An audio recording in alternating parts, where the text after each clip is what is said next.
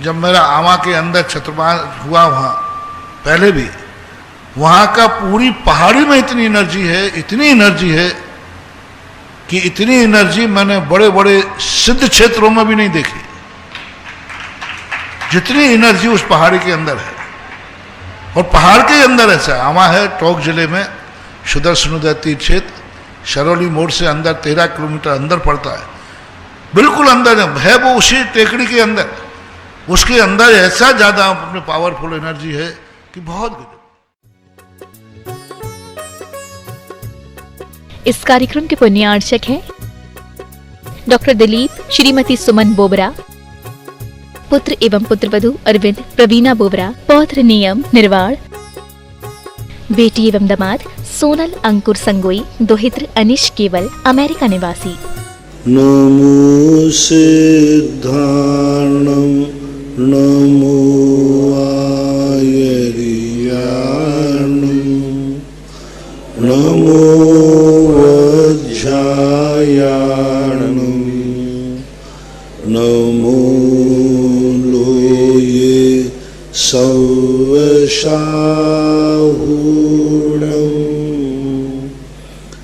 पंच परमेष्टि भगवान की जय। आचार्य श्री गुरुवर कुंद कुंद महाराज की जय। आचार्य श्री गुरुवर विद्या सागर महाराज की जय। परम पूजनीय निर्यापक श्रमण पूज्य श्री सुधा सागर जी महाराज की, क्षुल्लक श्री 105 धैर्य सागर जी महाराज की जय। मुनि श्री के चरणों में समस्त जिज्ञासा करताओं की ओर से कोटि कोटि नमोस्तु वंदन। पूज्य श्री शास्त्री अभिषेक जैन कुरवाई विदिशा से पूज्य श्री के चरणों में कोटि नमन करते हैं। महाराज जी, यह सूतक आदि की परंपरा अनादिकालीन है क्या? यदि नहीं तो कब से प्रारंभ हुई? सूतक की परंपरा सबसे पहले पूज्यवर यतिभृषभ महाराज ने 2000 वर्ष पहले इसका उल्लेख किया। सूतक की विधि अलग अलग प्रांतों में, अलग अलग देशों में विभाजित होने के कारण से उन्होंने विधि नहीं लिखी, लेकिन सूतक शब्द का प्रयोग किया है। इससे सिद्ध होता है कि सूतक शब्द प्राचीन परंपरा है। महाराज श्री, सूतक पातक आदि के दिनों में कौन कौन से कार्य नहीं करने चाहिए? धार्मिक अनुष्ठान जो द्रव्य क्रिया रूप है वो नहीं करना चाहिए। भावात्मक सब करते हैं, जिसमें द्रव्य अनुष्ठान पूर्वक क्रिया की जाती है उसको नहीं करना चाहिए। जिस व्यक्ति के सूतक हो वह व्यक्ति मंदिर जी में शांति धारा आदि की बोली ले सकता है क्या महाराज जी? ले सकता है, कर नहीं सकता, करवा सकता है। मगन जैन आष्टा से मध्य प्रदेश से परम पूज्य आराध्य गुरुदेव नमोस्तु। आर्ष परंपरा का स्वरूप क्या है? इसका प्रादुर्भाव कब और कैसे हुआ? आर्ष परंपरा। आर्ष परंपरा अनादिकाल की, जब से दुनिया है तब से आर्ष परंपरा है। आर्ष परंपरा का अर्थ होता है तीर्थंकरों के द्वारा चलाई गई परंपरा। जिस मार्ग में तीर्थंकर स्वयं चले हों उसको आर्ष परंपरा कहते हैं। जहाँ से मुनियों की परंपरा, बिना मुनि के मोक्ष नहीं, जब से मोक्ष है तब से आर्ष परंपरा है। आर्ष परंपरा किसी पंथवाद की देन नहीं है। 13 पंथ 20 पंथ से आर्ष परंपरा का कोई लेना देना नहीं। मुनियों की जो निर्दोष, जो 28 मूल गुणों का निर्दोष पालन करते हैं और जो 28 मूल गुणों के पालन करने वाले निर्दोष मुनियों को मानते हैं, वे श्रावक और मुनि सब आर्ष परंपरा में हैं। निर्दोष मुनि को जो मानते हैं वे श्रावक आर्ष परंपरा के, ये ध्यान रखना। इसलिए आर्ष परंपरा का अर्थ मुनिचर्या से है, ना कि किसी पंथवाद से है, ना किसी गुरुवाद से है। ये परंपरा अनादि अनंतकालीन है। श्रमण की जो चर्या है उसका जो पालन करता है, उसके पालन करने वालों को जो भक्त हैं वे सब आर्ष परंपरा मानी जाती है। विजय जैन मुंबई से मुनिश्री के चरणों में नमोस्तु। महाराज श्री, संलेखना मरण और समाधि मरण को इस उदाहरण से हम समझ सकते हैं क्या? उदाहरण दे रहे हैं। संलेखना मरण का मतलब जैसे किसी अपरिपक्व फल को तोड़कर उसकी उपयोगिता नष्ट करना, इसको संलेखना मरण कहते हैं। समाधि मरण जैसे किसी परिपक्व फल को तोड़कर उसे घर में पकाकर उसे अधिक उपयोगी बनाना। ये ठीक है क्या? नहीं, समाधि और संलेखना ये दोनों भिन्न है। समाधि का अर्थ होता है अपने परिणामों को शांत करना। समाधि मरण के समय ही हो, कोई नियम नहीं। मरण के समय ही कोई नियम नहीं। समाधि कभी भी ध्यान में की जा सकती है। समाधिस्थ है, रूढ़ अर्थ में फिर समाधि का अर्थ ले लिए। संलेखना का अर्थ होता है क्रम से अपने कषायों को, शरीर को क्रश करना मरण के अंत समय में। समाधि का अर्थ है ध्यान। समाधि में लीन हो गए, ध्यान में लीन हो गए। रूढ़ अर्थ में संलेखना के अर्थ में भी आता है। संलेखना एक क्रमबद्ध तरीके से ली जाती है और समाधि आकस्मिक भी हो सकती है। एकदम सडनली उपसर्ग आ गया तो उन्होंने समाधि ले ली, संलेखना नहीं ले पाए, समाधि ले सकते हैं। अपने आप में स्थित हो जाना समाधि है, पर से धीरे धीरे निर्वृत्त होना संलेखना है। निर्मल जैन, अशोकनगर। नमोस्तु गुरुवर। कर्ण लब्धि में जीव कैसे परिणाम करता है? कर्ण लब्धि में जीव के परिणाम जो होते हैं अति विशुद्ध होते हैं। इतने विशुद्ध होते हैं कि वो कर्मों को स्थिति कांडक, अनुभाग कांडक आदि घात करके उनका क्षय भी कर सकते हैं, उनको शमित भी कर सकते हैं। तो विशुद्ध परिणाम विशुद्धतर विशुद्ध होते हैं। उपमा तो किसी की दी नहीं जा सकती। वर्षा जैन, बासा तार देही, बेगमगंज। नमोस्तु महाराज जी। मंदिर जी या घर की बीम के नीचे बैठना या कुछ कार्य करना या नहीं, बैठ करके कार्य करना चाहिए या नहीं? जैसे मंदिर जी में बीम के नीचे बैठकर पूजा पाठ आदि करना चाहिए नहीं? चाहिए, ठीक नहीं। वैभव काला, सूरत बठार। महाराज श्री को नमोस्तु। पूज्य श्री, तीर्थंकर और सिद्ध भगवान में क्या विशेष अंतर होता है? तीर्थंकर एक शरीर में रहते हैं, संसार में रहते हैं, गुण स्थान में रहते हैं, मार्गणा स्थान में होते हैं, ईर्यापत कर्म का आश्रय करते हैं, कर्म से बंधे हुए रहते हैं, सशरीरी होते हैं। सिद्ध भगवान इससे भिन्न अशरीरी होते हैं। गुण स्थान, मार्गणा स्थान, योग स्थान से ऊपर उठे हुए रहते हैं। वो संसारी जीवों की गणना में नहीं आते। तीर्थंकर संसारी जीवों की गणना में आते हैं। और अनंत चतुष्टय उनका है, अनंत चतुष्टय इनका है। इनके अनंत सुख है, उनके अव्यावाद सुख है। तो ऐसे कुछ अंतर है। विवेक जैन, इंदौर से। मुनिश्री के चरणों में नमोस्तु। जिज्ञासा है कि करवा चौथ का व्रत जैन धर्म में है या नहीं, और इस व्रत को जैन धर्म के अनुयायी को करना चाहिए कि नहीं? है ही आजकल नहीं। समाज में ये बढ़ रहा है। नहीं, गलत है, बिल्कुल भी नहीं है, दूर दूर तक नहीं है। करवा चौथ के संबंध में कोई चर्चा जैन आगम में नहीं है, कोई चर्चा नहीं। आप लोगों को सुहाग दशमी करना चाहिए, जो भादों के शुक्ला में लगभग पड़ती है। लेकिन करवा चौथ की विधि कहीं भी जैन दर्शन में नाम ही नहीं है इसका।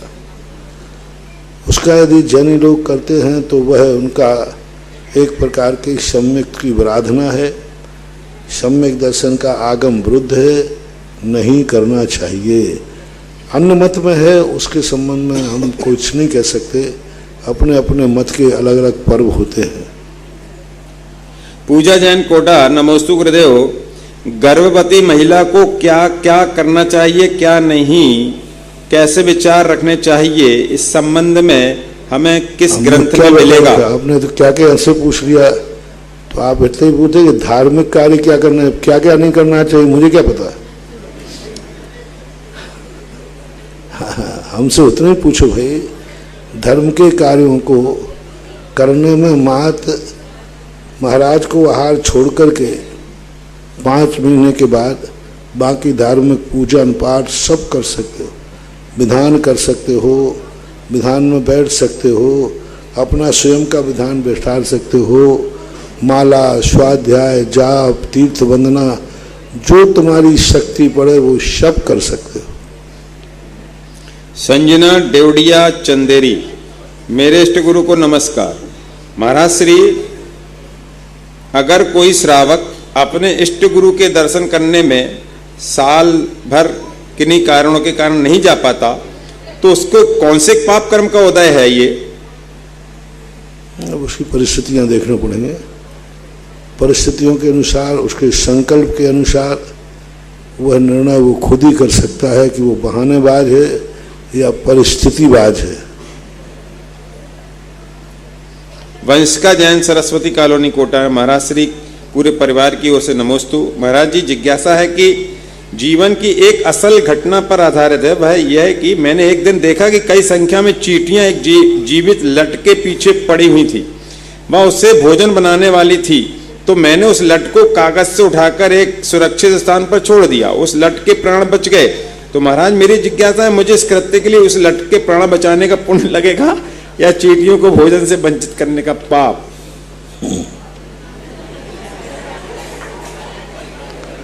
अब इस संबंध में मैं कुछ नहीं बोल सकता।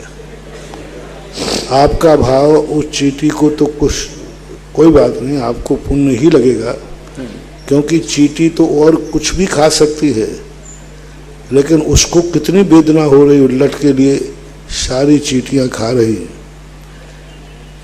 चींटी को अलग करने से लट बच जाएगी और चींटी मरेगी नहीं, इसलिए ये दोष नहीं, अहिंसा है।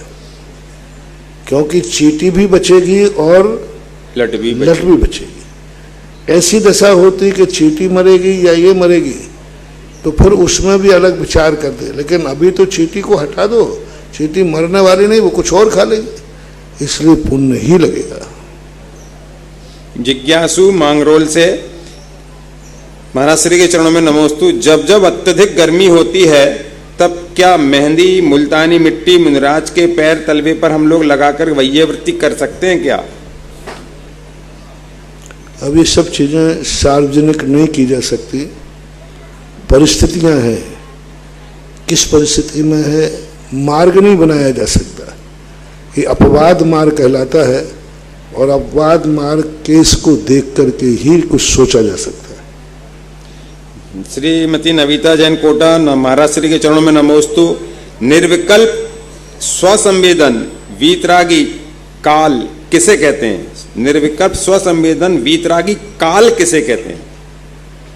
ये शब्द तो कहीं आया नहीं, वीतरागी काल। वीतराग दशा आई है, स्वसंवेदन आया है, निर्विकल्प आया है। तो निर्विकल्प स्वसंवेदन का नाम ही वीतराग दशा है, और वीतराग दशा में ही निर्विकल्प स्वसंवेदन है। वीतराग काल शब्द का प्रयोग कहीं नहीं लिया। हाँ, छद्मस्त काल का उल्लेख आता है तीर्थंकर वगैरह का कि छद्मस्त काल कितना है। वीतरागी काल शब्द आपने कहाँ पढ़ा, ये आप बताएं, कहाँ लिखा, किस प्रसंग में आया? मैंने वीतरागी काल नहीं पढ़ा। ज्ञानी श्रमण कब आश्रव से रहित होते होंगे, किस गुणस्थान में महाराज जी? ज्ञानी पुरुष के आश्रव के अलग अलग व्याख्याएं हैं। गुणस्थान की अपेक्षा से वह जितने गुणस्थान में जो गुणस्थान की बंद विच्छुत्ति है उनका आश्रव नहीं करता। फिर ज्ञानी व्यक्ति अपना पुरुषार्थ करके उस गुणस्थान में जितने कर्म प्रकृतियों का आश्रव होता है उनमें भी कम करता है। छठे गुणस्थान में है लेकिन असाता का आश्रव नहीं कर रहा है। छठे असाता का आश्रव होता है लेकिन नहीं कर रहा है। तो ये जो है उसका पुरुषार्थ चलता है। तीसरा जो है नैसर्गिक रूप से पूर्णतः आश्रव का निरोध 10वें गुणस्थान के बाद सांप्रदायिक आश्रव का निषेध हो जाता है। यानी 11वें, 12वें, 13वें और 14वें गुणस्थान में व्यक्ति आश्रव से रहित होता है। ईर्यापत आश्रव की अपेक्षा से 11वें, 12वें और 3 गुणस्थानों में ईर्यापत आश्रव है। पूर्ण रूप से आस्वर रहित गुण स्थान 14वां गुण स्थान है। इंदिरा जैन, महावीर नगर, कोटा। महाराज श्री के चरणों में नमोस्तु। किस कर्म के उदय से जीव चारित्र को ग्रहण नहीं कर पाता? चारित्र मोहिनी कर्म, और चारित्र मोहिनी कर्म का बंध होता है तीव्र कषाय से। जो निरंतर हमेशा तीव्र कषाय करते हैं उनसे चारित्र मोहिनी कर्म का बंध होता है। यानी जिनको बहुत ज़्यादा गुस्सा आता है, बहुत ज़्यादा मान कषाय है, मायाचारी है, लोभ है, इनको चारित्र मोहिनी कर्म का बंध होता है और इससे वो चारित्र नहीं ले पाते हैं। राजीव जैन, अमरपाटन। मेरे आराध्य गुरुवर नमन। एक इंद्रिय जीवों का अंगोपांग का नामकरण का उदय होता है या नहीं? नहीं होता। एक इंद्रियों के अंगोपांग नामकरण का उदय नहीं है, मात औदारिक शरीर नामकरण का उदय होता है। रतन लाल पाटनी, कोलकाता से। नमोस्तु गुरुदेव। क्लीम बीजाक्षर का क्या अर्थ होता है? क्लीम बीजाक्षर ये अनंत शक्ति संपन्न एक भद्र बीजाक्षर है, कल्याणकारी बीजाक्षर है, विधाता का काम करता है। सबसे बड़ा हुकूमत इसके हाथ में होती है। यह मार्गों पर चलता नहीं है, ये मार्ग बनाता है। मार्गों पर चलता नहीं है, ये मार्ग बनाता है। जहाँ से चला जाए वहीं से रास्ता बन जाता है। जहाँ से चला जाए वही रास्ता मंजिल पर पहुँचता है। जिस रास्ते पर चल जाए उस रास्ते के ऊपर कोई व्यक्ति संदेह नहीं करता। जैसे आदिनाथ भगवान का बीजाक्षर क्लीम है। आदिनाथ भगवान का बीजाक्षर क्लीम है। क्यों? हुकूमत थी उनकी। उन्होंने जो मार्ग चलाया वो आज तक चल रहा है। प्रजापति थे, आदि ब्रह्मा थे, विधाता थे, सब कुछ वो थे। तो आदिनाथ भगवान का बीजाक्षर क्लीम है और क्लीम बीजाक्षर की जो है ऐसी ही हुकूमत परिणति होती है। भद्र है, कल्याणकारी है, निस्वार्थ है, ऐसा मन। दीप्ति जैन, भिंड से। नमोस्तु गुरुदेव। मेरी बेटी 6 साल की होने को है, उसे हम कौन सा भक्तांबर का काव्य पढ़ाएं जिससे कि उसकी बुद्धि तेज हो जाए?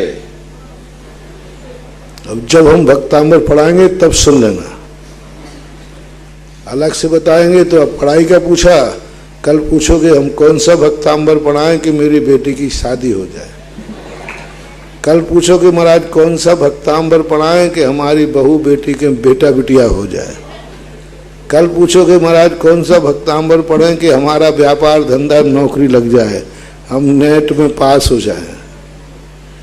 तो ये सब पूछने से मैं कभी बताता नहीं हूँ, कोई मतलब नहीं है। जब मैं भक्तांबर पढ़ता हूँ या पढ़ाता हूँ उस समय में सब कुछ उपदेश में बता देता हूँ, वहाँ से आप ग्रहण कर लेना। आप अब जब हमने भक्तांबर कहीं पढ़ाया हो उस पूरे भक्तांबर को सुनो, शायद उसमें मिल जाएगा, तुम्हारे नेट पे डला होगा, यूट्यूब पे।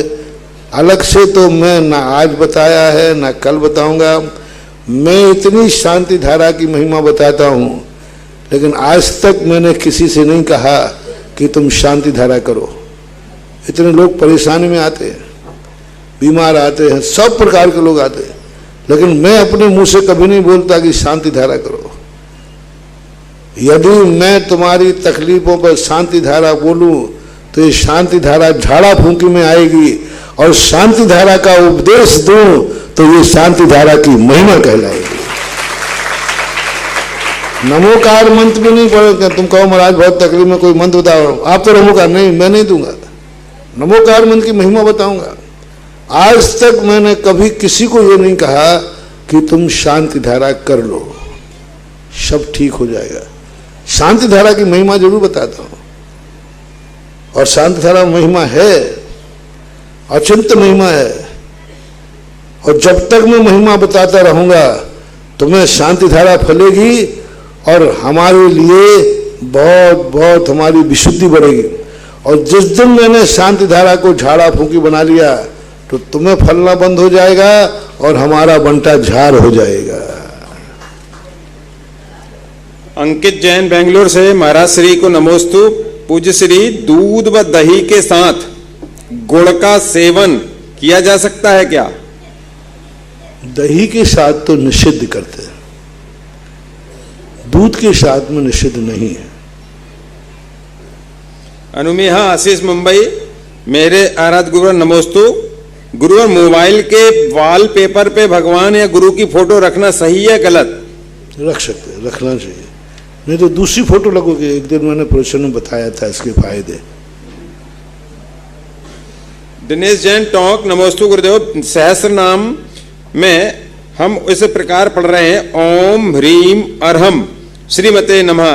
क्या ऐसे हम पढ़ सकते हैं ओम ह्रीम लगा करके? क्यों पढ़ना चाहते? जो लिखा है वही पढ़ो ना, जो लिखा है वही पढ़ो। अपने 1.5 चावल की खिचड़ी अलग से क्यों पका रहे हो? क्यों अपनी बुद्धि लगाते हो? जो लिखा है वो कम है क्या? गुरुओं के द्वारा जो कहा गया हो उसमें छेड़छाड़ करना उचित नहीं है। हाँ, उनसे तुम और बड़े बन जाना, फिर कर सकते हो। अभी जो है वैसा ही रहो और जो लिखा है वो रखो। इनके जोड़ जाड़ करने से बहुत खतरनाक चीज बन जाती है। कई बार किसी के साथ कोई बीजाक्षर उल्टा सीधा बन जाए तो फिर लेने के देने पड़ जाते हैं। इसलिए गुरुजन जो इसलिए कहा अन्नम च गुरुपदेशेन, गुरु के मुख से निकले उसी प्रकार उसको यथावत स्वीकार करो, उसमें छेड़छाड़ मत करो। विजय जैन मुंबई से, मुनिश्री त्रिकाल नमोस्तु।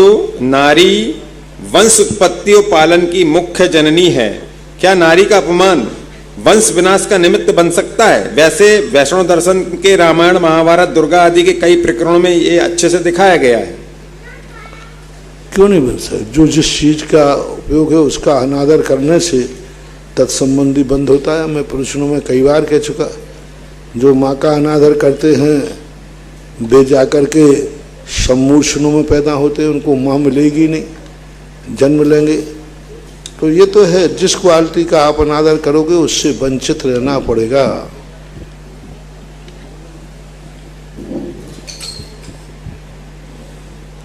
जय बोलो संत शिरोमणि आचार्य भगवान श्री विद्यासागर जी महामुनि राज्य की, परम उपकारी निर्यापक मुनि ईश्वर श्री सुधासागर जी महाराज की, समस्त मुनि संघ की, कि शाश्वत है मुक्तिपथ अरिहंत का, कि शाश्वत है मुक्तिपथ अरिहंत का, अनुकरण करता चरण निर्ग्रंथ का, और दिव्य ज्योतिर्मय है जिनकी साधना, कि दिव्य ज्योतिर्मय है जिनकी साधना, विद्यासागर नाम है उन संत का, विद्यासागर नाम है उन संत का। और ऐसे ही अनुपम गुरु के परम आज्ञानुवर्ती शिष्य, वास्तुशास्त्र विज्ञाता, श्रमण संस्कृति के प्रणेता, भारतीय संस्कृति के उन्नायक, महान दार्शनिक, महान तार्किक, आध्यात्मिक संत, परम उपकारी, परम आराध्य, पितृतुल मुनिपुंगव ईश्वर श्री सुधासागर जी महाराज के चरणों में समस्त देश विदेश के जिज्ञासा करताओं की ओर से, समस्त श्रोता व दर्शकों की ओर से व सांगानेर से पधारे समस्त विद्वान व विदुषी पक्ष की ओर से त्रैवार नमोस्तु नमोस्तु नमोस्तु। और ये गुरुवर, ये आपकी हम सब पर विशेष अनुकंपा है और हम सभी का यह विशेष पुण्योदय है कि हम सभी को आपके श्रीमुख से समय सार जी के महान ग्रंथ का अध्ययन करने मिल रहा है, जिसका लाइव प्रसारण जिनवाड़ी चैनल के माध्यम से, आगमवाणी चैनल के माध्यम से तथा सुधा कलश चैनल के माध्यम से सुबह 5:30 बजे और दोपहर 2:30 बजे किया जाता है। और ये गुरुवर, मैं आपकी क्या उपमा दूं, आप तो अनुपम है, आप तो अनुपम है। कि सहारा आप हैं गुरुवर, सहारे आपके हम हैं, कि सहारा आप हैं गुरुवर, सहारे आपके हम हैं, समंदर आप हैं गुरुवर, किनारे आपके हम हैं, और तेरा आशीष हो तो हर गम हंसते सह लेंगे हम, और तेरा आशीष हो तो हंस के हर गम सह लेंगे हम। मेरे सब कुछ हो गुरुवर आप, इशारे आपके हम हैं, मेरे सब कुछ हो गुरुवर आप, इशारे आपके हम हैं। इसी के साथ गुरुवर के आशीष के साथ मैं सर्वप्रथम जिज्ञासा के लिए आमंत्रित करती हूँ विद्वान पक्ष से विद्वान भैया अभिषेक जी सेन शास्त्री, 2य वर्ष। तत्पश्चात तैयार रहे पूज्य गुरुदेव के चरणों में त्रिवार नमोस्तु नमोस्तु नमोस्तु। महाराज श्री, हम मंदिर जी में द्रव्य चढ़ाते हैं, हमने चढ़ा दी, हमारा ममत्व तो खत्म हो गया, लेकिन फिर भी अगर वह द्रव्य माली के माध्यम से या अन्न मांसाहारी लोगों के खाने में आती है, उपयोग में आती है, तो क्या हमें उनका दोष लगेगा? नहीं लगेगा, क्योंकि द्रव्य हमने छोड़ दी है। उसे पक्षी भी खा सकते हैं, कोई भी खा सकता है, इसलिए हम उसके भागीदार नहीं हैं। ठीक है, अपन माली को समझा सकते हैं, कह सकते हैं, लेकिन आपको कोई दोष नहीं, क्योंकि अपन त्याग चुके हैं। दूसरी बात, वो महाराज श्री अपन पांचों विधान में मंगल कलश या चार कलश स्थापन करते हैं, तो उसकी सामग्री निर्माल्य है या नहीं? नहीं, क्योंकि वो स्थापित है, चढ़ी हुई नहीं। तो लवंग भी स्थापित, लवंग जो लवंग अलग है, वो संकल्प के चावल है। जो ठोने पर रखा जाता है वो अलग चीज़ है, और जो कलश में रखी जाती हैं वो अलग चीज़ है। कलश में ना तो कुछ किया, वो तो मंगल सगुन के रूप में रखी है। सगुन के रूप में रखी हुई चीज़ निर्माल नहीं कहलाती, वो भोगित है। लेकिन स्थापित यानी वो लौंग वहाँ पूजा के संकल्प के चावल है, वो ग्रहण करने योग्य नहीं है। कई स्थानों पे उस जो लवंग चढ़ाते हैं वो सिद्ध चक आदि विधान के बाद में 2-2, 3-3 उन जो बैठे रहे, गलत है, गलत है। और महाराज श्री ऐसी लौंगे जो घर में ले गए ना, बेशक हमारे पास वापस करने आते हैं, क्योंकि वो जहाँ से लाए। तो एक बार एक व्यक्ति ने किसी के यहाँ मंगल कलश स्थापित किया, ये लौंगे वगैरह का। अब वो जब से उसके पास वो लौंगे वगैरह गई तो परेशान होने लगा। अब उन महाराज के पास गए तो उन्होंने कहा, महाराज, उन्होंने कहा बिका माल वापस नहीं होता। बोले महाराज हम परेशान हैं। तो किसी ने कह दिया कि ये कबाड़ी महाराज है, जहाँ जो ले जाओ सब खप जाता है। तो मेरे पास आए, मैंने कि भाई जिनके माल है, जिनकी दुकान से लिया, उन्हीं को दो ना। फिर वो परेशान हो जाते हैं, दिक्कतें करते हैं। हर चीज लेने लायक नहीं है। वह स्थिति में बन गई है कि वो स्थापित हो चुकी, अब वो तुम्हारे काम की नहीं है, नहीं लेना चाहिए, मना कर देना चाहिए। महाराज श्री, एक प्रश्न और था कि जो सूतक पातक लगा हुआ है और उस समय में किसी व्यक्ति की कोई ध्वजारोहण या अन्य आदि क्रियाओं की उनकी बोली है, तो उनकी शुद्धि आदि करवा के किसी ने बताया, नाम नहीं ले रहे हैं, किसी ने बताया, उनने एक सूतक पातक की विधि के नाम से फोल्डर लिखा, उसमें भी बता दिया कि गुरु एवं जो विधानाचार्य आदि हैं उनके माध्यम से शुद्धि करवा के उसका नहीं लिख सकते। यदि सूतक के पहले अन्न की स्थापना हो गई है, जैसे स्वधर्म की स्थापना कर दी आपने, ईशान इंद्र की स्थापना कर दी, यदि आपने अन्न रूप धारण कर लिया है तो सूतक टल जाता है। लेकिन मात्र सूतक का कोई शुद्धिकरण नहीं, कोई धागा नहीं, कोई रक्षा सूत्र नहीं, ये परंपराएं गलत चल रही हैं, नहीं होना चाहिए। नमोस्तु महाराज। तत्पश्चात रीतिका जैन शास्त्री द्वितीय वर्ष। तत्पश्चात तैयार रहे ब्रह्मचारी भैया श्री मुकेश जी जैन भैया जी। मेरे परम आराध्य गुरुवर के श्री चरणों में त्रिवार नमोस्तु नमोस्तु नमोस्तु। महाराज श्री, मेरी जिज्ञासा यह है कि किसी आचार्य ने बंध के 4 हेतु कहे हैं, किसी ने 5, ऐसा क्यों? कभी कभी क्या होता है, कुछ हेतु एक दूसरे में अंतर्भूत कर लेते हैं। मिथ्या, अवृति, प्रमाद, कषाय और योग। तो कहीं कहीं प्रमाद को गौण कर दिया गया, उसको कषाय की तीव्रता का नाम प्रमाद है। तो ऐसे अंतर्भाव कर लेते हैं। वैसे बंद तो सभी मानते हैं। अगली जिज्ञासा के लिए भाई ब्रह्मचारी भैया मुकेश जी जैन भैया जी। परम उपकारी गुरुवर के चरणों में त्रैवार नमोस्तु नमोस्तु नमोस्तु। भगवान, मेरी जिज्ञासा है क्या व्रति को अपयश का अनुभव होता है, और यदि अपयश का अनुभव होता है तो क्या वह व्रति नहीं?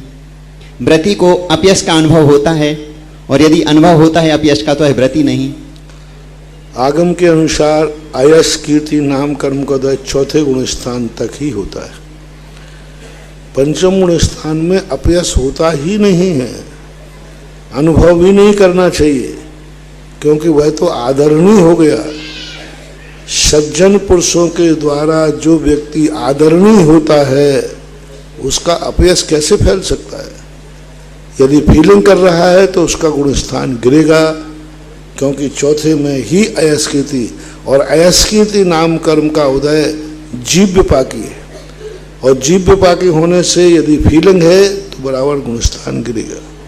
नमोस्तु भगवान, नमोस्तु। अगली जिज्ञासा के लिए विद्वान भैया अक्षय जी जैन द्वितीय वर्ष, तत्पश्चात तैयार रहे राजेश्वरी जैन इंदौर से। मुनि श्रेष्ठ के चरणों में मेरा त्रिवार नमोस्तु नमोस्तु नमोस्तु। महाराज जी, मेरी जिज्ञासा ये है कि वर्तमान में जो मुनिराज होते हैं उन्हें हम उत्कृष्ट अंतरात्मा कह सकते हैं या नहीं? उत्कृष्ट अंतरात्मा कह सकते हैं या नहीं? पूज्य जयसेन स्वामी ने शुद्ध उपयोग के अंश को माना है, तो उत्कृष्ट के भी हम 3 भेद करेंगे। एक सप्तम गुण स्थानवर्ती शुद्ध उपयोगी, एक अंतरात्मा 8वें 9वें 10वें गुण स्थानवर्ती, और एक 11वें और 12वें गुण स्थानवर्ती। ये भेद पूज्य जयसेन स्वामी ने समय सार और प्रवचन सार की टीका में शुद्ध उपयोग के तारतम्य से 3 भेद किए।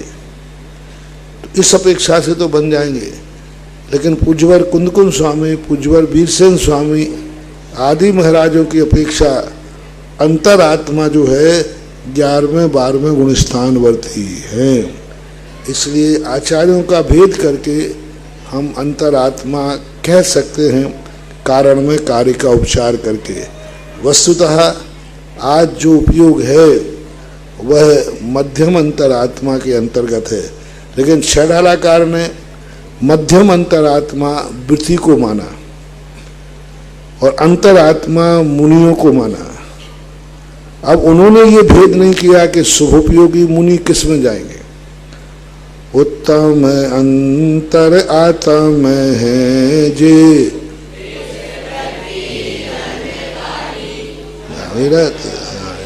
अविरत समय दृष्टि तीनों से। अब उत्तम किनका? उत्तम अंतर आत्म है मुनि शुद्ध उपयोगी, शुद्ध उपयोगी मुनि शब्द का प्रयोग किया। अब उनमें मध्यम अंतर आत्म को कहा, क्या कहा? मध्यम अंतर आत्म है ये देश वृत्ति अनगारी। तो अब यहाँ 2 अर्थ निकलते हैं, देश वृत्ति भी और अनगारी जो सोपयोग आदि हैं। अनगारी किसे कहते हैं? 2, क्षुल्लक भी अनगारी में आते, आरिका भी अनगारी में आती, अथवा अनगारी मुनि का पर्यायवाची भी है। तो शुभोपयोगी अनगारी मध्यम अंतरात्मा में, शुद्ध उपयोगी अंतरात्मा में, और जघन्य जो है अविरत समदृष्टि, ऐसा माना जाए। नमस्ते। राजेश्वरी जैन इंदौर से, तत्पश्चात तैयार रहे विदुषी पक्ष से बहन सुभिज्ञा जैन शास्त्री। मेरे परम सिद्धे गुरु के वर के चरणों में मेरा त्रिवार नमोस्तु नमोस्तु नमोस्तु। महाराज जी, मेरी जिज्ञासा ये है, हम मंदिर जाते हैं तो भगवान के समक्ष और भगवान के चरणों में संकल्प लेते कि हमारे चारों प्रकार के आहार का त्याग है, और मैं जब तक आपकी पूजा करी भगवान मेरे शरीर पर जो वस्त्र आभूषण है उनको छोड़कर मेरे समस्त परिग्रह का त्याग है। लेकिन महाराज जी, हम इस तरह परिग्रह का त्याग तो कर देते हैं, लेकिन कभी कभी कारणवश घर की चाबी तो हमारे पास ही होती है, तो इसमें हमको क्या परिग्रह त्याग का दोष लगता है महाराज जी? नहीं माना जाएगा। चाबी यदि आपके पास है तो फिर आप उसके परिग्रह के अधिकारी हैं।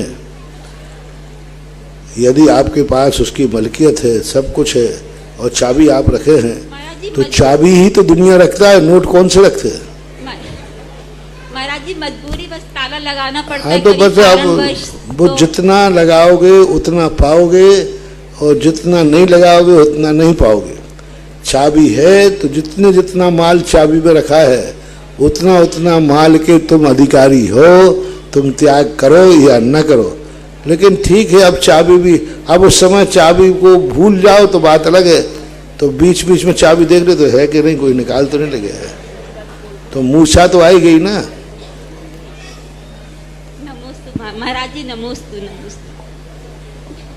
विदुषी बहन शुभिज्ञा जैन शास्त्री, तत्पश्चात तैयार रहें विद्वान भैया ईशान जैन तृतीय वर्ष। नमोस्तु गुरुदेव, मेरा प्रश्न ये है, आर्ध पुद्गल परावर्तन काल को अनंत काल क्यों कहा गया है? क्योंकि वो छद्मस्त के ज्ञान के बाहर है, मति और शुद्ध ज्ञान के गणना में नहीं आता, संख्यातीत है। संख्या में ग्रहण न होने से असंख्यात 24 काल है, इसलिए उसको अनंत के 3 भेद हैं, परितानंत, युक्तानंत, अनंत, अनंतानंत। तो ये परितानंत के अंतर्गत आता है।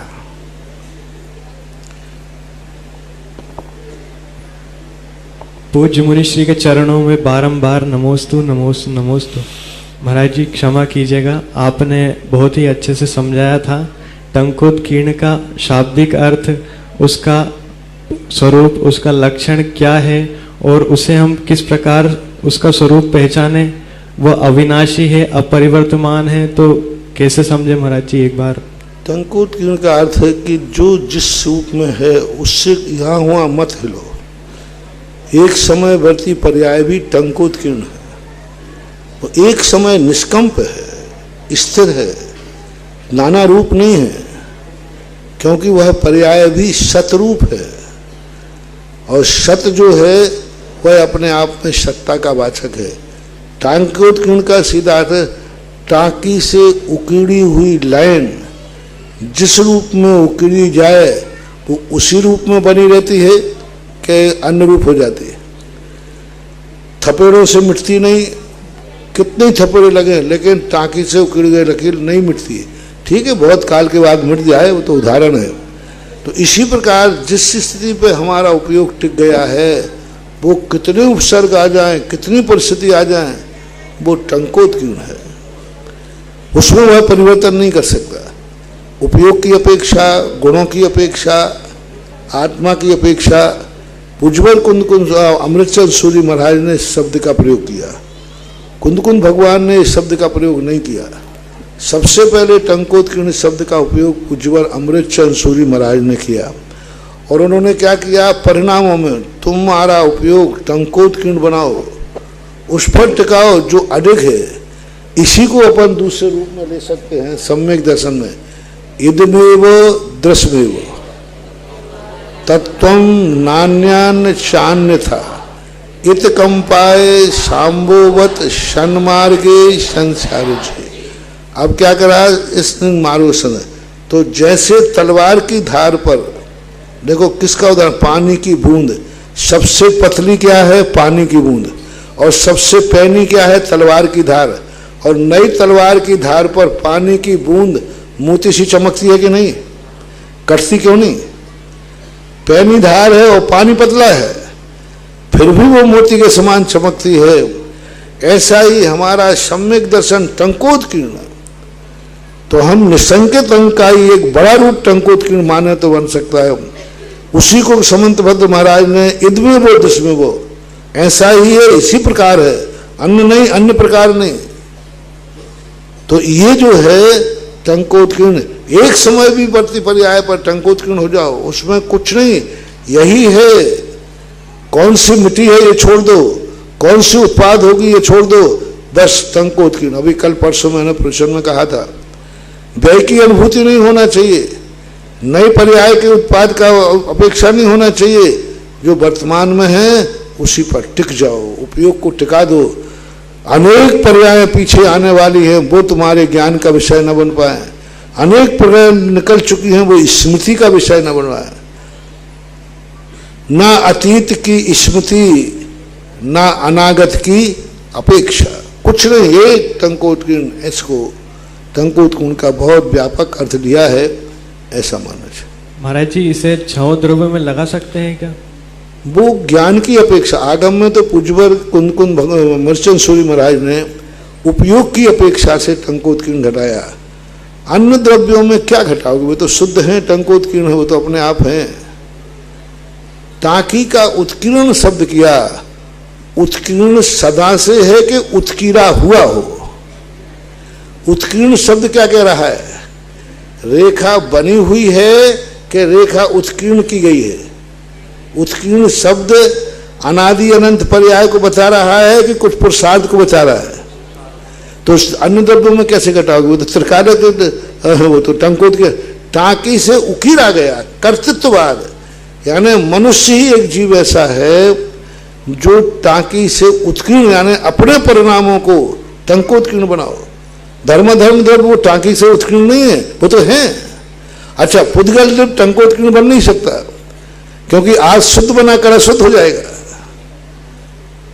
हमारे परिणाम मात्र जीव द्रव्य के परिणामों टंकोत्कीर्ण टांकी से उत्कीड़ा गया हो, सदा काल से नहीं। इससे अन्य द्रव्यों में ये नहीं लगेगा। पुरुषार्थवान व्यक्ति निसंकित पर्याय निसंकित हुआ है या अनादिकाल से निसंकित है? हुआ है।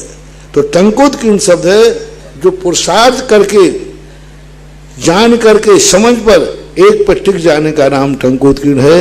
इसलिए जीव के शुद्ध परिणामों में ही लगाना पड़ेगा, अन्य द्रव्यों में नहीं लगेगा। नमोस्तु महाराज। अगली जिज्ञासा के लिए विदुषी बहन सौम्या जी जैन शास्त्री, तत्पश्चात तैयार है भैया विद्वान भैया निकेत जैन शास्त्री। मेरे आराध्य गुरु के चरणों में 3 बार नमोस्तु नमोस्तु नमोस्तु। गुरुदेव, मेरी जिज्ञासा यह है कि गाथा 366 में आया है कि पायंडी परघात नामेति, प्रकृति भी परघात वाली है। क्या प्रकृति परघात वाली है? परघात परघात परघात वाली है। क्या? प्रकृति प्रकृति प्रकृति भी परघात। वो प्रकृति नहीं लेना है। हाँ, प्रकृति परघात प्रकृति समय सार की बात है ना। हाँ ठीक है, वो समय सार में आया। प्रकृति यानी पुद्गल कर्म की प्रकृति, परघात प्रकृति है। प्रकृति ये नेचुरल प्रकृति नहीं, जिसका सुबह प्रवचन चल रहा है नेचुरल प्रकृति और परिस्थिति, वो नहीं। प्रकृति का अर्थ है कर्म की बंधी हुई एक प्रकृति है। जैसे 148 कर्म प्रकृतियां हैं, उनमें एक प्रकृति है। उसको प्रकृति क्यों कहते हैं? क्योंकि वह अपने स्वभाव को छोड़ती नहीं है। जो स्वभाव उसमें डाला गया है उसी स्वभाव के अनुसार वो फल देती है, इसलिए उसको प्रकृति कहते हैं। वैसे प्रकृति यानी परघात नाम कर्म की एक प्रकृति है, ऐसा मान। श्री दिगंबर जैन चंद्रोदय तीर्थ क्षेत्र चांदखेड़ी में विराजित मूल नायक अतिशयकारी बड़े बाबा श्री आदिनाथ भगवान के मस्तक पर शांति धारा करने हेतु पूज्य मुनि पुंगव श्री सुधा सागर जी महाराज के मुखारविंद से उच्चारित शांति धारा का पुण्यार्जन श्री दीपक जी, संयम जी, आदित्य जी सपरिवार इंदौर निवासी ने 1 कलश 11 श्रीफल की राशि से यह महान सौभाग्य अर्जित किया है। उनके पुण्य की बहुत बहुत अनुमोदना।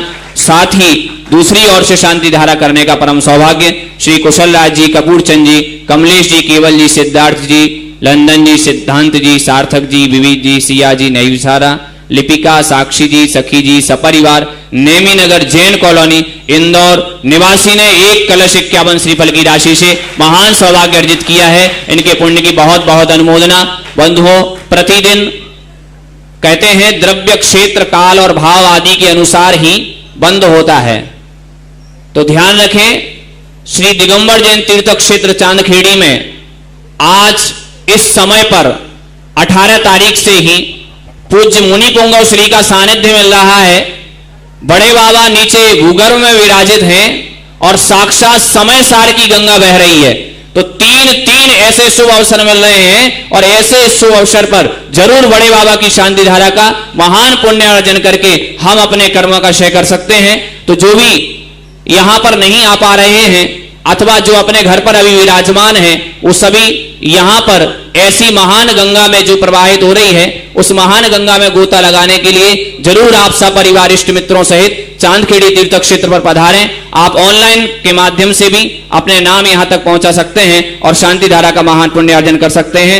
साथ ही भूगर्भ के विस्तारीकरण हेतु शिलाओं के पुण्यार्जन हेतु श्री कीर्तिशेष पंडित धन्य कुमार जी जैन दर्शनाचार्य इंदौर, डॉक्टर रजनीश जी, आदित्य जी, अनुपम जी, श्रीमती राजेश्वरी जी, श्रीमती सरेव जी सपरिवार इंदौर निवासी ने पर 5 शिलाओं के माध्यम से महान सौभाग्य प्राप्त किया है। उनके पुण्य की भी बहुत बहुत अनुमोदना। नमस्ते गुरुदेव। गुरुदेव, मेरी जिज्ञासा यह है कि हम धर्म को इंटरेस्टिंग कैसे बनाएं? धर्म को इंटरेस्टिंग कैसे बनाएं? क्योंकि जो वर्तमान पीढ़ी है वह धर्म से विमुख होती जा रही है। धर्म को टेस्टी कैसे बनाएं? इंटरेस्टिंग कैसे बनाएं? इंटरेस्टिंग, हाँ, टेस्टी, रुचिकर, यही ना, रुचिकर। भारत देश की बड़ी दशा विचित्र है, कोई भी भाषा शुद्ध तो बोलते ही नहीं। आदि हिंदी, आदि संस्कृत। एक व्यक्ति था पहले, तो वो क्या करता था, आदि संस्कृत आदि हिंदी थी, तो वो एक व्यक्ति ने गाड़ी खड़ी थी रास्ते में, तो वो कहता है कस्य कारणम, बीच में गाड़ी खड़ी। तो गाड़ी वाला भी कम नहीं था, वो कहता अस्माकम बैल पिचकता है।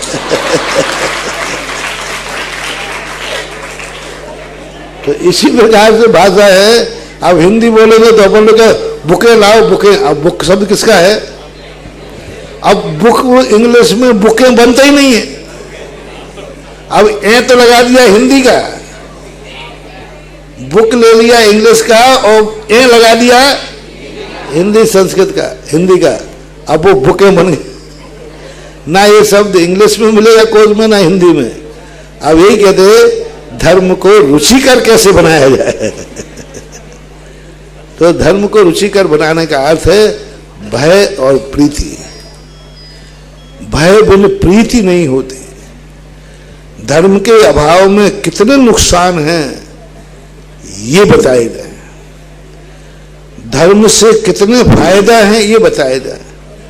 भय और लोभ, ये दो चीजें प्रारंभ में रुचिकर बनाने की नीति है, बाद में जाकर के फिर नहीं बनाना। बच्चे को स्कूल भेजने के लिए या तो माँ थप्पड़ दिखाती है, सुबह स्कूल जाता है, और या फिर चॉकलेट दिखाती है तो स्कूल जाता है। दो के बिना वो स्कूल जाएगा ही नहीं। और बाद में बड़ा होने के बाद चॉकलेट बिस्कुट कुछ नहीं दिखाना, वो माँ कहेगी आज स्कूल नहीं जाना, माँ जाना पड़ेगा आज मेरा प्रैक्टिकल है। तो प्रारंभ दशा में रुचिकर बनाने के लिए भय और प्रीति, ये दो दिखाना। तो प्रथमान योग पढ़ने से ये दोनों गुण जागते हैं। प्रथमान योग पढ़ने से भय जागता है। जब देखते हैं कि क्या देखते हैं कि वो ऐसी कहानी पढ़ते हैं। आज सुबह एक बच्चे ने कहानी सुनाई थी ना, कि इधर व्यक्ति राजा है, सेठ है, और मर करके क्या हो गया, भिष्टा का जीव हो गया। ये शुभचंद्र महाराज ने लिया है। और प्रथमान योग में कहानी आती है, क्वा माने नाम संसारे, क्वा माने नाम संसारे, जंतु ब्रज विडम्ब के, यत्र प्राणी नृपो भूता, भिष्टा मध्य कृमि भवेत। इधर तो राजा राजा बन जाता है, और परिणामों से भिष्टा का कीड़ा बन जाता है। ये संसार। तो अब एक कहानियां पढ़ने के बाद भय पैदा होगा उसको, और भय पैदा होगा तो पाप से भागेगा। और प्रीति जगाए लोभ से, उसको कोई लोभ मिलना चाहिए कि ये करने से मुझे ये मिलता है। प्रारंभ दशा में भय और लोभ ही हमारे क्या कहता है, धर्म को इंटरेस्टेड बनाया जाए। अगली जिज्ञासा के लिए हरित जी जैन दिल्ली से, तत्पश्चात तैयार रहे विदुषी बहन नैन्सी जैन सांगानेर।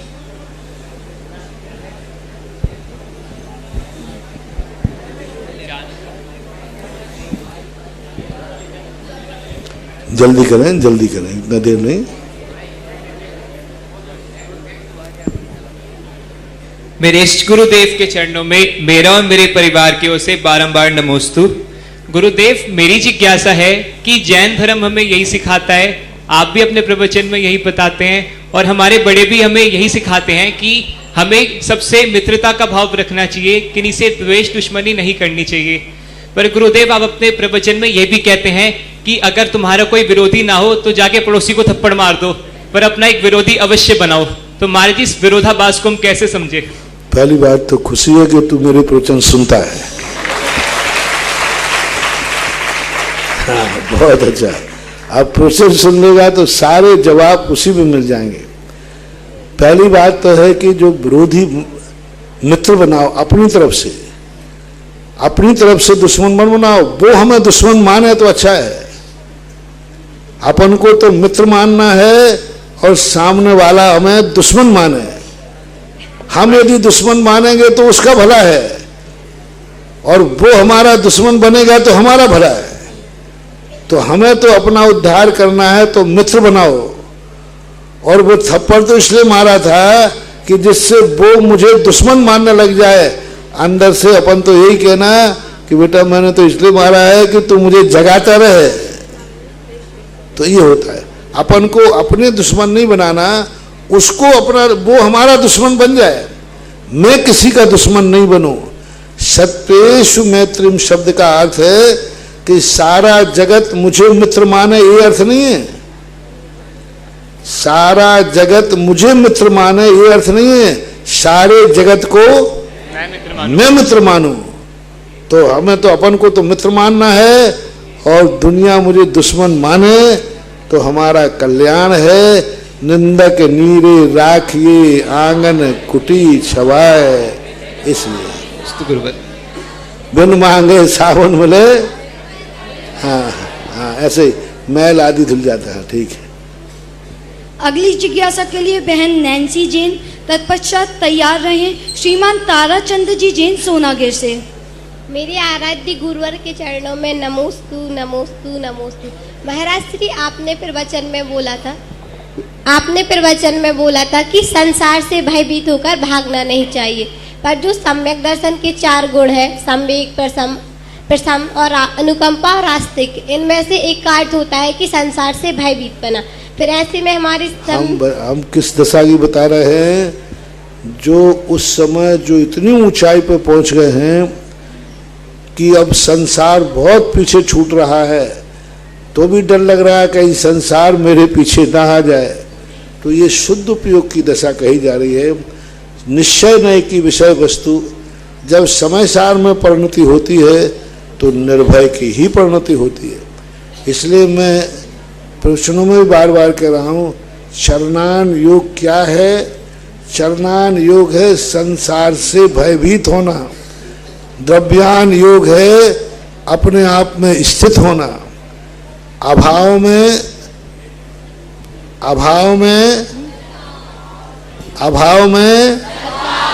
की अनुभूति करना क्या है? हाँ। सद्भाव में अभाव की अनुभूति करना द्रव्यान योग है। तो ये अनियोगकृत वर्णन है, ऐसा मानना। नमोस्तु गुरुवर। श्रीमान ताराचंद जी जैन सोनागिर, तत्पश्चात तैयार रहे आयुषी जैन बीनागंज से। परम पूज्य निर्वाक मुनि सुधा सागर जी महाराज के चरणों में मेरा परिवार की ओर से त्रैवार नमोस्तु। महाराज मेरा प्रश्न बहुत पुराना है और नारेली से संबंधित है। जब नारेली में सिर्फ 7 कोठे ही बने थे और बाउंड्री फ्री थी और वहाँ कुछ भी नहीं था, तो उस समय महाराज हम शिविर में बैठे थे और 7 पहले नंबर के कोठे में आज विराजमान थे। एक बुढ़ा 55 साल का आया और आपसे निवेदन किया कि 1 लाख रुपया मुझे दान देना है। आपने कहा कहाँ रहते हो? उसने अपना नाम बता दिया और अब आपने कहा महाराज क्या धंधा करते हो? उसने धंधा नहीं बताया। दूसरे दिन भी आया वो, तो फिर महाराज आपने महाराज उससे कहा कि आप क्या धंधा करते हो? तीसरे दिन भी वो आया तो आपने महाराज उससे कहा कि क्या धंधा करते हो? तो उसने धंधे का बताया कि मांस निर्यात करता हूं मैं विदेश। आपने बुलाया, मैनेजर अरविंद कुमार साड़ी उम्र वाले थे, उनको बुलाया, अध्यक्ष मंत्री तो इसको बाउंड्री से बाहर निकाल दो, ये आदेश दिया। मेरा प्रश्न यहाँ पर यह है महाराज कि आपने उस व्यापार के संबंध में कैसे पूछ लिया, क्यों पूछा? वहाँ आपके लिए पैसे की सख्त जरूरत थी, केवल 7 कोठे बने थे और ऊपर आप ध्यान लगवाते थे। हम शिविर में बैठे थे और 3 दिन नहीं हम 6 दिन रहे, तो ऐसा आपको कैसे विदित हो गया कि इसने ये क्या करता बड़ी है? गजब की बात है। दादाजी को याद है, मैं सुन करके भी याद नहीं आ रहा है। तो दादाजी को याद है, तो अब किस प्रसंग में था, क्या था, वो तात्कालिक कोई परिस्थिति रही हो, कोई स्थितियां रही हो, आभास हो जाता है। कभी कभी ऐसी परिणति होती है कि यदि अपने आप में, अपने मन में ये भाव हो कहीं मेरे से कोई चूक ना हो जाए, तो आभास होता है उस समय अपन उसको आभास को न स्वीकार करें बात अलग है, लेकिन मेरा तो हमेशा कहना है कि हमारी आत्मा हर कार्य करने के पहले कुछ ना कुछ कहती है, कुछ ना कुछ कहती है, और उस कहने वाले को यदि अपन सुनने लग जाएं तो किसी जोशाचार्य की जरूरत नहीं है। अपने आत्मा से बड़ी जोशाचार्य कोई हो ही नहीं सकती। लेकिन हम अपनी आत्मा की आवाज सुनते ही नहीं है, क्योंकि हमें विश्वास ही नहीं कि मेरी आत्मा सही बोलती है। मुझे अपने ऊपर विश्वास नहीं है। सबसे बड़ी चीज है कि व्यक्ति को स्वयं के ऊपर विश्वास नहीं है, और जब स्वयं के ऊपर विश्वास नहीं है वो व्यक्ति भरोसे की बात कर नहीं सकता। तो ऐसे बहुत सारे प्रसंग हैं, जब ऐसी परिणति आ जाती है। अब उस समय क्या प्रसंग था, कैसा था, मेरी स्मृति में नहीं है।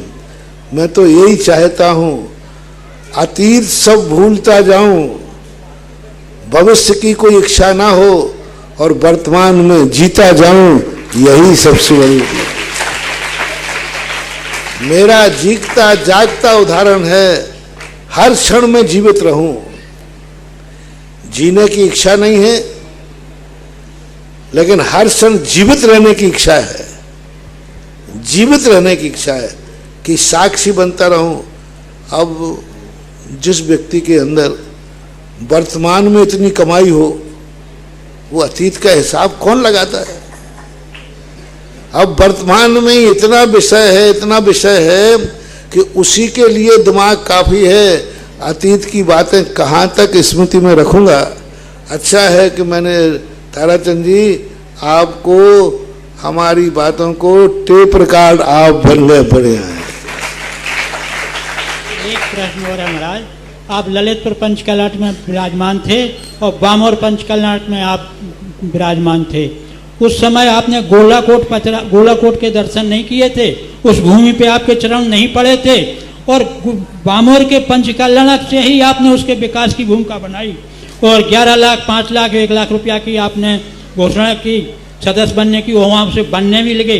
मेरा प्रश्न यहाँ पर ये है कि आपने गोलाकोट के चरण नहीं पड़े, नहीं छुए, आदिनाथ के भी दर्शन नहीं किए, तो ऐसे आपके मन में क्या भाव आया कि आपके विकास की उसमें बात आ गई? नमस्ते। भद्रबाहु स्वामी ने 12 साल पहले बता दिया कि 12 साल का अकाल पड़ रहा है। ये निमित्त उसी दिन हमने लगा लिया था जिस दिन 2 विशाल मूर्तियां चोर ले गए, और वे चोरों के चंगुल से आकर के मेरे पास ललितपुर में पहुंच गए। और ललितपुर में उन मूर्तियों को देखा, तो उन मूर्तियों को देख करके सारा, मैं तो समझता हूं तुम लोग तो वे मूर्ति लेके मेरे पास आते नहीं, क्योंकि भारी मूर्तियां थी, पत्थर की मूर्तियां थी, तुम लाते क्यों? और मैं भी मंगाता क्यों? तो उन भगवान जितनी मूर्तियां थी उन मूर्तियों में मीटिंग हुई होगी।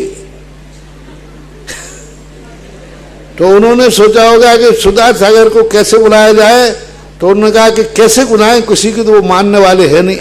क्योंकि कमेटी वाले बार मेरे पास बहुत बार आए, लेकिन मन ही नहीं होता था। बाजू में चंदेरी के यहाँ से निकल गया, थोबंदी गया, लेकिन मन ईसागढ़ गया, मन ही नहीं हुआ। तो उनमें से 2 मूर्तियों ने कहा कि अपन चलते हैं महाराज के पास। तो उन्होंने कहा ये तो ले नहीं जाएंगे। बोले कौन ले जाएगा? चोर। तो वो मूर्तियां चोर के पास गई, चोर के थ्रू, बाद में पुलिस के थ्रू वो मेरे पास आई। उन मूर्तियों को देखकर मूर्तियों ने कहा बाबा जी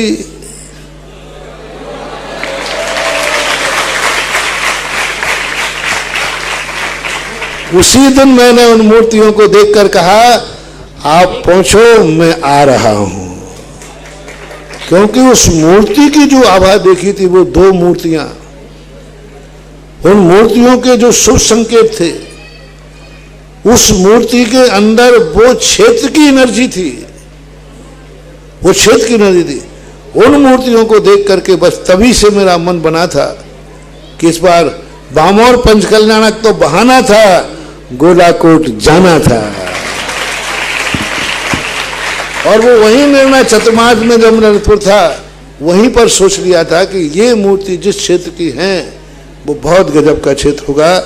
ये है, अब अंदर की बातें मैं उजागर करता नहीं, अब ताराचंद जी ने उजागर करवा ली, कोई बात नहीं। और आगे स्मृति में तो आगे, क्योंकि अच्छी बातें तो स्मृति होती हैं और बातें तो छूट जाती है। ठीक, वही दो मूर्तियों के आज महाराज मेरे ऊपर आज इस समय चल रहा है। हाँ बहुत अच्छा। मेरे आराध्य देव के चरणों में मेरा और मेरे परिवार का बारंबार नमोस्तु नमोस्तु नमोस्तु।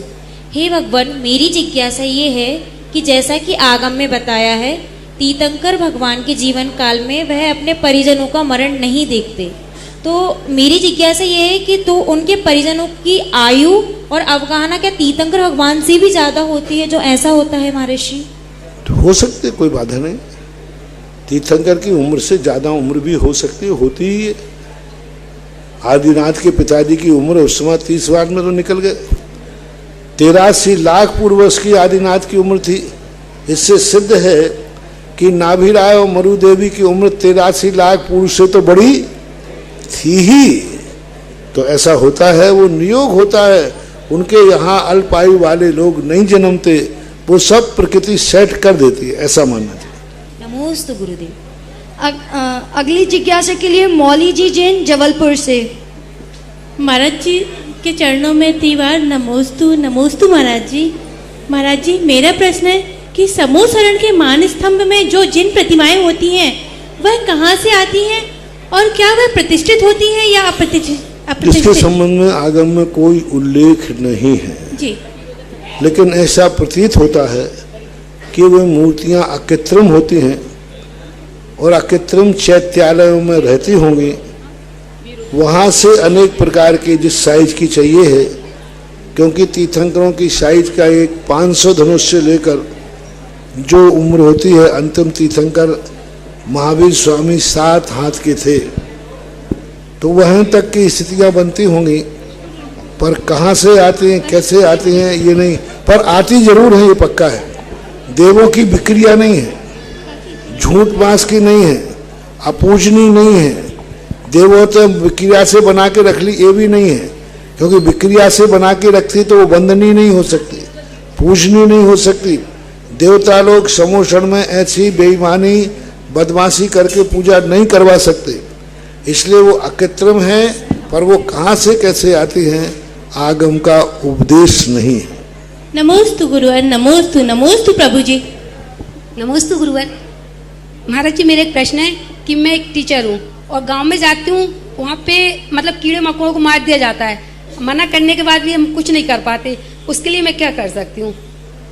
तुम्हारी समस्या में मुझे शामिल क्यों कर रहे हैं? भाई जी हमको समाधान चाहिए, हम क्या कर सकते हैं उसमें? हम मना करने के बाद वो लोग मार देते हैं। नौकरी छोड़ दो। मैं क्या कर, मैं तो इसके लिए क्लीन चिट दे नहीं सकता। यदि एक कह दूं कोई बात नहीं तो तुम निश्चित हो जाओगे। नहीं महाराज जी, अब ये समस्याएं हैं, हम इसके लिए कुछ नहीं बोल सकते। आपकी समस्या है, आप उससे अपने आप को समाधान पाइए। नमोस्तु महाराज जी। एक क्वेश्चन है, श्री दिगंबर जैन चंद्रोदय तीर्थ क्षेत्र चांदखेड़ी भूगर्भ में विराजित मूलनायक बड़े बाबा श्री आदिनाथ भगवान के समक्ष असीम कालीन भक्तामर विधान का आयोजन प्रतिदिन पूज्य मुनिश्री की पावन अनुकंपा से चल रहा है, जिसमें आज के पुण्यार्जन श्री कबूल चंद जी, श्रेयांश कुमार जी, ऋषभ कुमार जी जैन सपरिवार अशोकनगर निवासी, श्री कबूल चंद जी, श्रीमती सुशीला जी, नवीन कुमार जी, हर्षित कुमार जी, सारिका जी सपरिवार कस्बा थाना निवासी परिवार ने, श्री विमल चंद जी जैन, ऋषभ जी, दर्शिल जी, पद्मावती जी, पूजा जी सपरिवार रामगंज मंडी जिला कोटा निवासी वालों ने, एवं श्री प्रकाश चंद जी जैन, उषा जैन, संचित जी, प्रिया जी, अरहम जी, बागड़िया जी, अभिषेक जी, निकेता जी, कौनार्क जी, पायल जी, अबिका जी, खुशी जी, समस्त वागड़िया परिवार ने अरहम जैन के जन्मदिवस के उपलक्ष्य में महान सौभाग्य अर्जित किया है। उनके पुण्य की बहुत बहुत अनुमोदना।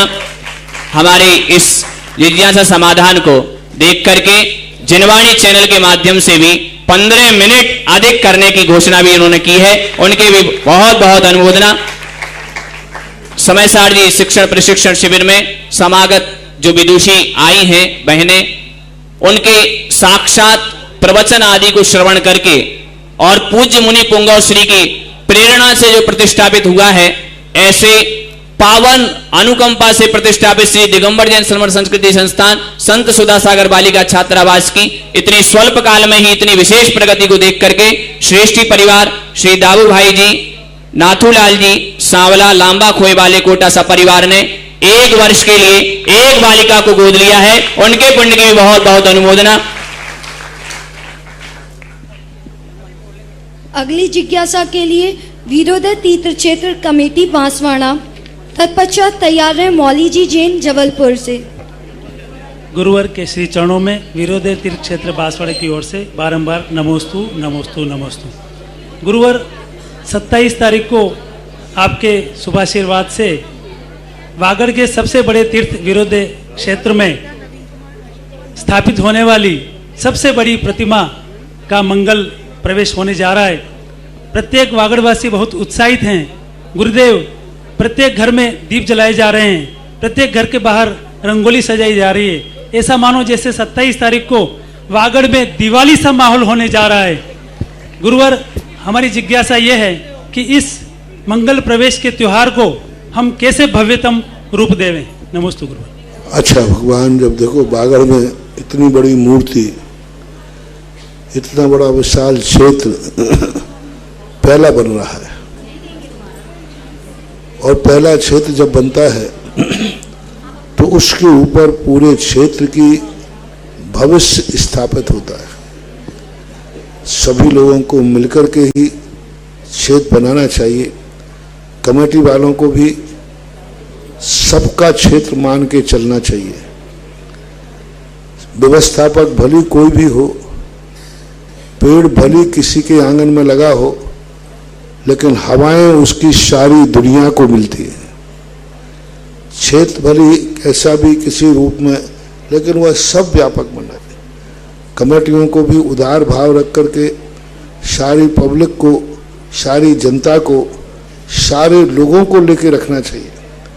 वागड़ का एक बहुत बड़ा क्षेत्र है, वो किसी 1-2 व्यक्तियों का नहीं, 1-2 व्यक्तियों के लिए नहीं, वो पूरे वागड़ की एक बहुत बड़ी धरोहर है, जिस पर आने वाला संतति वागड़ को गौरव प्राप्त करेगी कि एक क्षेत्र वीरोदय ऐसा बना।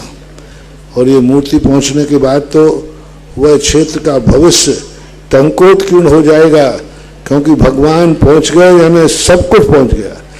भगवान की मूर्ति पहुंच गई। भगवान की मूर्ति यानी पहुंचने के बाद बहुत अच्छा सभी के लिए।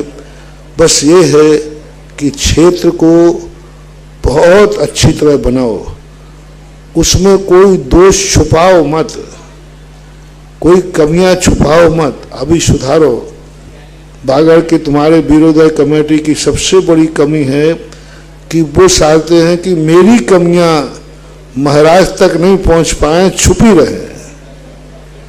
और वो डॉक्टर से बीमारी छुपाना और गुरु से भूल चुकाना, ये मिटने के दिन हैं। डॉक्टर से बीमारी और गुरु से दोष, गलती होने पर गलती महाराज को पता नहीं चल जाए, नहीं, गलती होने पर ये कहो दुनिया को पता चले या नहीं चले, महाराज को जरूर पता चलना चाहिए। यदि आप लोग ईमानदारी से क्षेत्र बनाओगे तो मेरी जो उम्मीद है वह उम्मीद वागड़ का भारत में सबसे ऊंचा नाम करेगा। लेकिन गलतियां करोगे, गलतियों को छुपाओगे, तो फिर बाद में तो गलतियां ऐसी उजागर होंगी, ना तुम कुछ कर पाओगे और ना फिर हम कुछ कर पाएंगे। इसलिए मनमानी वहां किसी की नहीं चलना चाहिए। वहां तो मनमानी चले तो एक ही की चले। वो तुम बोल दो गुरुदेव जी आप। बस वहां कोई दूसरा मनमानी चलाएगा तो बहुत धोखा खाएगा और परेशान हो जाएगा। इसलिए एक ही बहुत अच्छी तरह काम करो।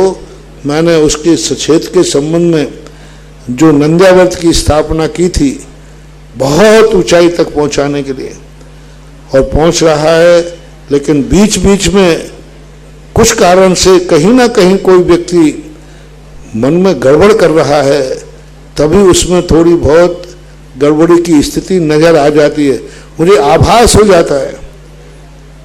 बस इतना से निर्मल हो जाओ, संकेत हो जाओ। माँ के और गुरु के सामने हर व्यक्ति नंगा है, ध्यान रखना। हाँ, कुछ गलतियां करने में हालांकि हमें आभास पहले ही से हो जाता है। अभी इतनी बड़ी गलती होने वाली थी क्षेत्र पर और वो मेरी जानकारी में नहीं थी, मुझे आभास हुआ। प्रदीप भैया से पूछा तो उन्होंने कहा कि हाँ ऐसा तो है। तो ये जो है परिणतियां अच्छी नहीं। आपकी कमेटी, आप लोग सावधान रहें।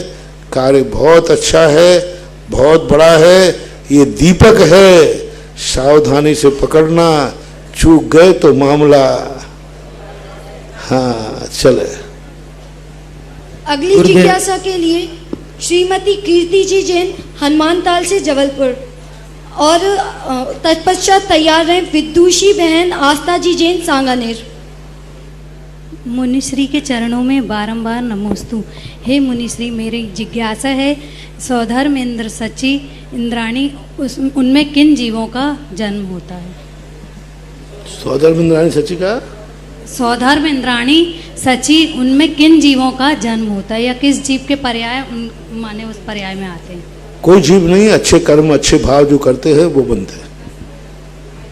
चले आगे बोले। विदुषी बहन आस्था जी जैन, सांगानेर से।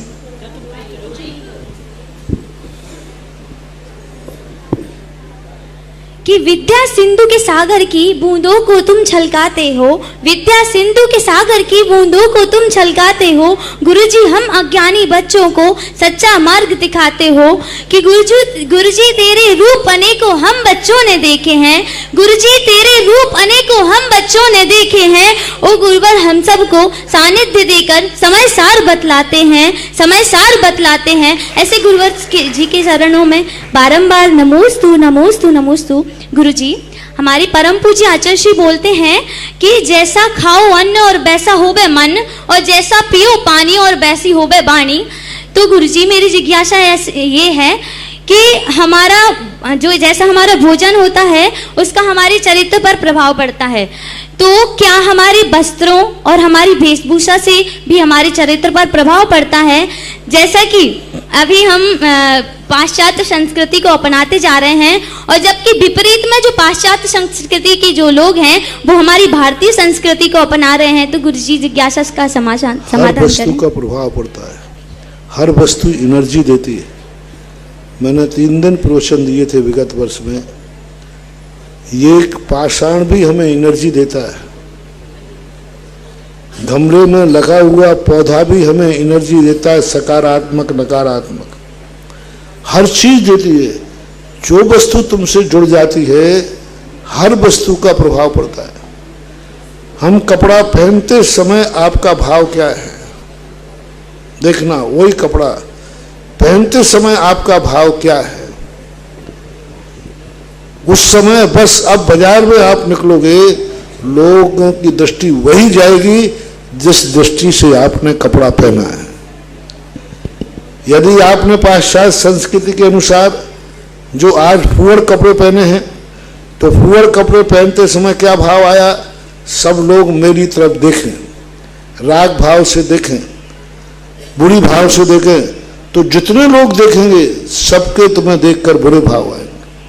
कपड़ा पहनते समय भाव आया कि मैं ऐसा वस्त्र पहनूं सब मुझे सज्जन माने, सब मुझे अच्छा लोग माने, तो पहनते समय, पहनने के बाद आप जाओगे बाजार में तो सभी लोगों की दृष्टि अच्छी ही पड़ेगी। यहाँ तक भी अच्छा कपड़ा यदि डाकू भी ये पूछे भाव से पहने कि आज मैं ड्रेस पहन रहा हूं, कोई भी व्यक्ति मुझे डाकू न माने, हर व्यक्ति मुझे साधु माने, हर व्यक्ति मुझे साधु माने। पहनते समय यदि उसने एक कपड़ों को रखी दी है तो आप देखना वो दुनिया के बीच में जाएगा, सब लोग उसे साधु की दृष्टि में, किसी को शक भी नहीं होगा कि भेष में डाकू भी हो सकता है। तो संकल्प शक्ति पहनते समय वस्त्रों का हमारे ऊपर बहुत बड़ा प्रभाव पड़ता है, बहुत बड़ा। इसलिए हर चीज की एक वेशभूषा होना चाहिए। हर व्यक्ति क्या मान के बाजार में निकल रहा है। मैं सदा कहता हूं, लोग बाजार में निकलती हैं माताएं, मां बन के निकलो। देखता हूं किस व्यक्ति की दृष्टि बुरी पड़ती है। मां बन के निकलना बाजार में, मां की वेशभूषा हो, मां की दृष्टि हो, वस्त्र पहनते समय भाव करना, हर व्यक्ति मां की दृष्टि से देखे मैं मां हूं, हर व्यक्ति मुझे बहन की दृष्टि से देखे मैं मां हूं, हर व्यक्ति मुझे बेटी की दृष्टि से देखे मैं बेटी हूं। आप चमत्कार देखना कितना आता है। आप लोग चाहते हैं कि कोई मुझे मां की दृष्टि से ना देखे, आप लोग चाहते हैं कि कोई मुझे बहन भैया की दृष्टि से ना देखे। ये आपकी खुद की नीयत है। आप लोग खुद नहीं चाहते हैं कि कोई मुझे भैया की दृष्टि से देखे। मैं भाई लोगों से पूछता हूं, क्या आप चाहते हैं कि हमारे बराबरी की उम्र वाली कोई लड़की मुझे भैया के रूप में देखे? बच्चियां चाहती हैं कि हर व्यक्ति की नजर मेरे ऊपर बहन की दृष्टि से हो। यदि चाहते हैं तो किसी की मजाल है कि बुरी नजर हो जाए। नहीं चाहते, आप हां बोल रहे हैं। आप लोग नहीं चाहते हैं कि कोई भी बच्ची हमारे उम्र की हमें भाई के रूप में देखे, नहीं चाहते। अंदर से पूछो, अंदर से पूछो, चेतना से पूछो, क्या तुम्हारी उम्र की बच्ची तुम्हारे लिए किस भाव से देखे? आपका निर्णय क्या है? अंदर से पूछना। हाँ तो तुम कह दोगे अभी, वो तो तुम्हें रटा हुआ है। अंदर से आज ध्यान करना, होमवर्क कर रहा हूं, सारे भारत के लिए कह रहा हूं। हर बच्चे को, हर बच्ची को मैं एक कह रहा हूं, आपकी उम्र वाला बच्चा या बच्ची आपको किस दृष्टि से देखे, आपका क्या फैसला है? बाजार में आप निकले हो, आप जवान हैं, सारी जवान बच्चियां हैं, आपका क्या इरादा है? जवान बच्चियां मुझे किस दृष्टि से देखे? बच्चे बच्चियों का कहना है, कहना चाहता हूं, जवान बच्चे मुझे किस दृष्टि से देखे, आपका क्या निर्णय है?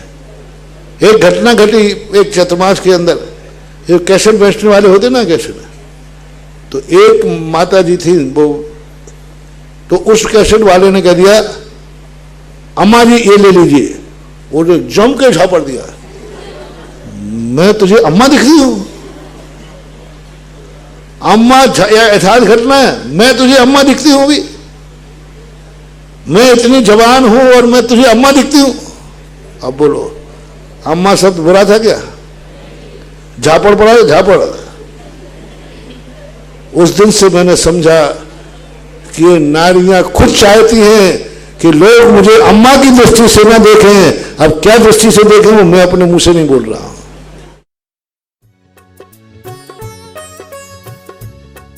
इस कार्यक्रम के पुण्यार्चक थे डॉक्टर दिलीप, श्रीमती सुमन बोबरा, पुत्र एवं पुत्रवधू अरविंद प्रवीणा बोबरा, पौत्र नियम निर्वाण, बेटी एवं दामाद सोनल अंकुर संगोई, दोहित्र अनिश केवल, अमेरिका निवासी।